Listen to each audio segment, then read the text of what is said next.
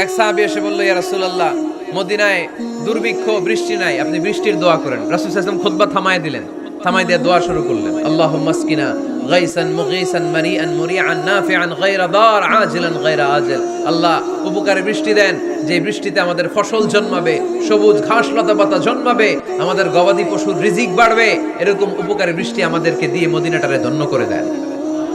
বৃষ্টি শুরু হলো, জুমাবার বৃষ্টি, শনি রবি সোম মঙ্গল বুধ বৃহস্পতি শুক্র, টানা 7 দিন বৃষ্টি। এবার বৃষ্টির চোটে মদিনায় বন্যা হয়ে গেছে।